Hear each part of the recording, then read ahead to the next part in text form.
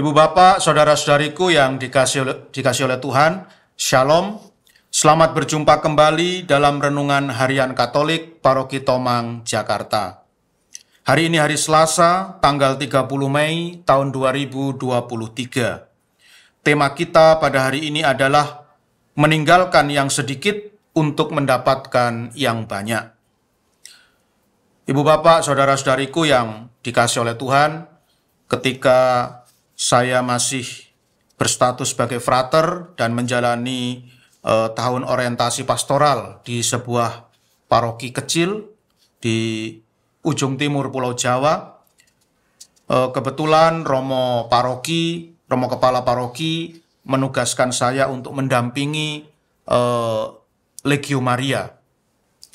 Dan pada waktu itu salah satu kegiatan Legio Maria yang sungguh sangat menarik hati saya adalah bahwa mereka mempunyai tugas khusus untuk mengunjungi saudara seiman, umat paroki yang sedang sakit dan dirawat di rumah sakit.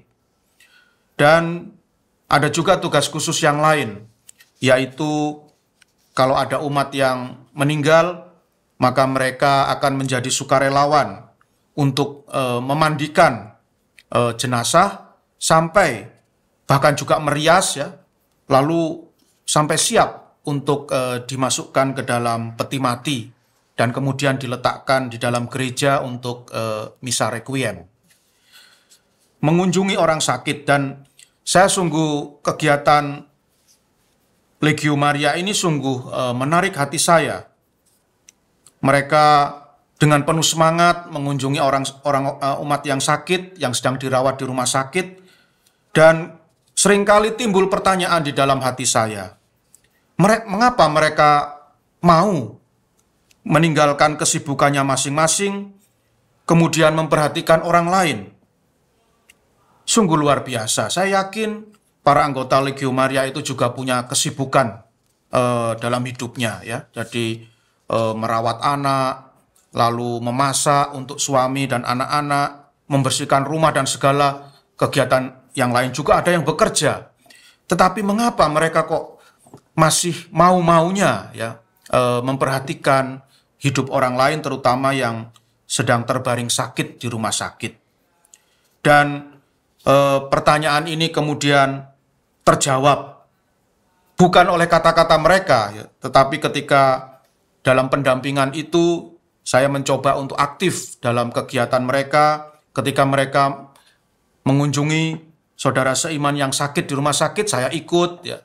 Dan akhirnya terjawab pertanyaan saya itu. Jadi rupanya apa yang mereka lakukan itu mendatangkan sukacita yang besar bagi mereka sendiri. Dan itu juga saya rasakan ketika saya ikut mengunjungi saudara seiman yang sakit, kemudian menghibur mereka, lalu mendoakan mereka.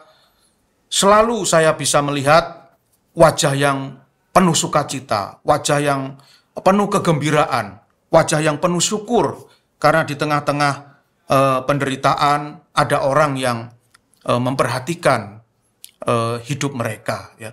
Bahkan tidak jarang ada juga pasien-pasien di sebelahnya yang bukan pengikut Kristus, ya, bukan orang Katolik, minta untuk saya datangi dan saya doakan, ya, luar biasa, ya. Dan mereka berkata, sungguh sangat menyenangkan frater, ketika saya sedang sakit lalu ada yang mengunjungi dan mendoakan saya. Meskipun agama saya berbeda dengan agama frater, tapi saya merasa berbahagia. Jadi rupanya sukacita yang besar yang telah diterima oleh anggota Legio Maria itulah yang membuat mereka selalu bersemangat untuk memperhatikan saudara-saudara yang sedang menderita. Ibu bapak, saudara-saudariku yang dikasih oleh Tuhan, rumah saudara, saudari, ibu, bapak, anak-anak, dan ladang, seperti yang disebutkan dalam Injil Markus, bab 10 ayat 28 sampai 31 yang dibacakan dalam perayaan Ekaristi hari ini sesungguhnya melambangkan diri kita sendiri, melambangkan diri sendiri atau ego kita. Karena ya biasanya hal-hal itulah yang dipertahankan mati-matian oleh manusia. Manusia biasanya tidak mau kehilangan rumah, saudara-saudari, ibu bapak, anak-anak, dan ladang. Maka penulis Injil menggunakan hal-hal ini untuk melambangkan diri manusia, untuk melambangkan ego manusia.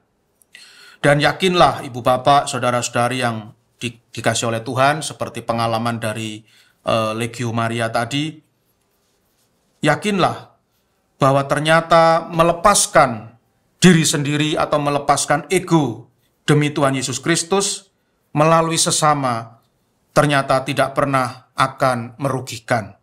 Justru akan membuat sukacita dalam hidup kita semakin berlipat ganda.